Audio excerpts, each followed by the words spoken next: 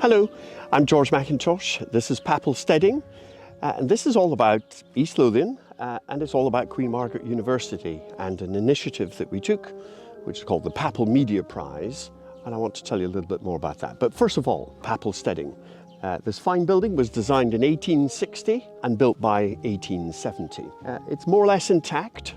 I'm looking at the farmhouse and the Greaves cottage and the bothies. They've all been restored. You're looking at something that is still to be restored, but the work will start on that very shortly. Where did I come from to get here? Interesting point. My mother went to Queen Margaret University, by the way. My sister went to Queen Margaret University, by the way, so that's a nice link. But I started a search to save a steading quite a few years ago. And I looked all over the place and I found this steading.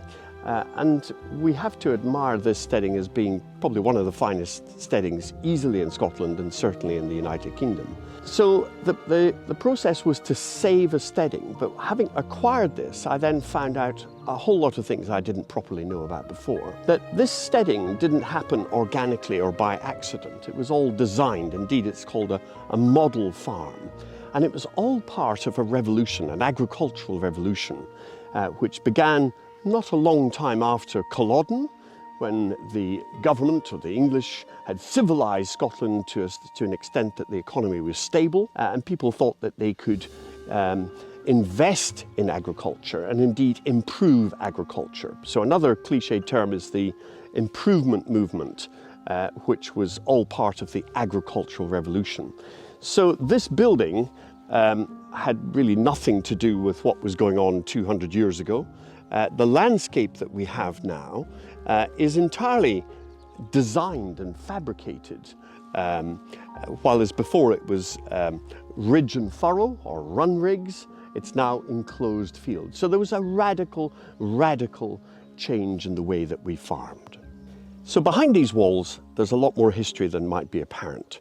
The agricultural revolution, which sort of spun out of the Enlightened movement, which people feel was centred around Edinburgh, nice local connection as well, encouraged people, as I said, to invest in the land and to build fine buildings like this. Now, the investor in this case was a man called Balfour. Now, his granddad had made rather a lot of money in India, as one did, and then as gentlemen, or wannabe gentlemen of the time did, they bought the land, built a big house, improved the farms and the farmland, and hey presto.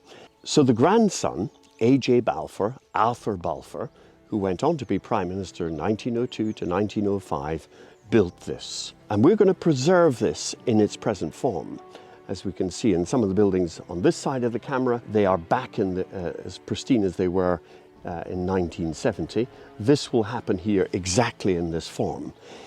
And the whole complex will be a mix of activity, from hospitality to business use to community use, and at its centre, an agricultural heritage centre. And that centre will tell the story of the agricultural revolution, will tell how the land changed, the society changed. It'll tell the story of the laird, Balfour, and it'll tell the story of the ploughman, those who had and those who didn't have an awful lot. And we will have a lot of space in this building to tell this story. But the story that we will tell will not be in that traditional museum fashion of lots of artifacts. Sure, we will have some artifacts, and many people have been extraordinarily kind in lending and giving things that they would like to see preserved and available to the public. So we will have those things, but we want a lot of material. We want a lot of digital material. And we can tell stories by mixing some archived video, archived footage, to then maybe doing some augmented reality, virtual reality, new filming. So we actually tell stories in a mixed media fashion. And the stories are wide-ranging. I mean, I mentioned the laird and the ploughman. We can tell the story of crops, of growing of oats and wheat and cattle, of Clydesdale horses.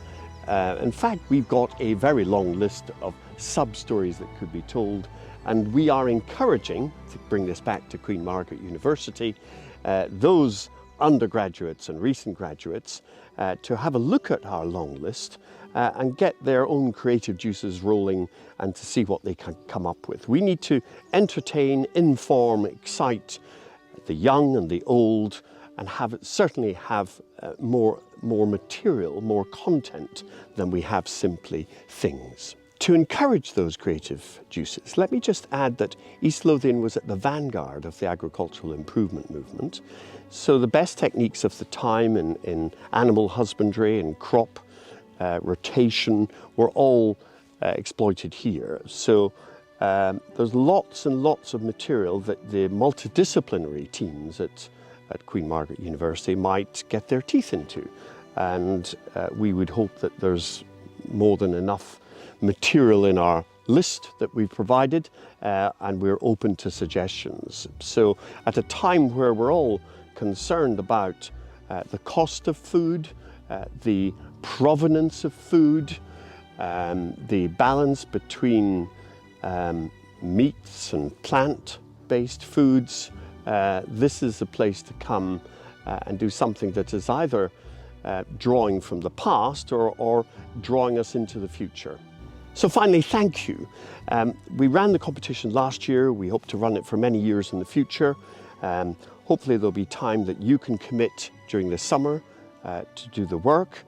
We hugely look forward to appraising those people who enter the competition, and we'll be delighted to make the prizes when they come. So thank you, good luck. The QMU competition sees 2 prizes of £4,500 for 2 exciting groups of Queen Margaret University students and recent alumni. The winning work will be used at Papple Steading to engage visitors and be shown to the public. After applying, the shortlisted groups will have the opportunity to pitch their project ideas. The winning teams will receive their funding to bring their concepts to life, creating their exciting new pieces of digital content. This is an annual competition, which usually launches during semester 2, with pitches being held around June. The winning teams then create their digital pieces over the summer with a delivery date of September. For more information, please go to the QMU website or follow the instructions on screen now.